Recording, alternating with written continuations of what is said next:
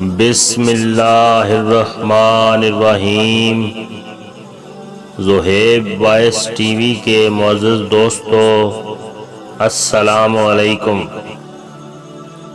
ایک دفعہ عباسی خلیفہ ہارون الرشید گھوڑے پر سوار کہیں جا رہے تھے۔ راستے میں ایک گوشہ نشین عالم ابو الحسن علی بن حمزہ رحمۃ اللہ علیہ سے ملاقات ہو گئی۔ خلیفہ ہارون الرشید احتراماً گھوڑے سے نیچے اتر آئے اور مصافحہ کرنے کے بعد ان سے دربار میں نہ آنے کی شکایت کی۔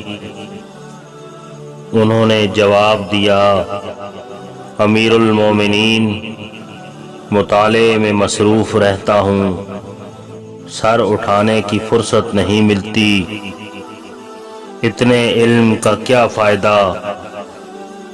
خلیفہ ہارون الرشید نے سوال کیا تو ابو الحسن رحمۃ اللہ علیہ نے جواب دیا، ایک دو فائدے ہوں تو گنواؤں، لیکن اس کا یہی فائدہ کیا کم ہے کہ اس کے بدولت امیر المومنین گھوڑے سے اتر کر باادب مصافحہ کرنے پر مجبور ہوئے ہیں۔ خلیفہ ان کی بات سن کر لاجواب ہو گئے۔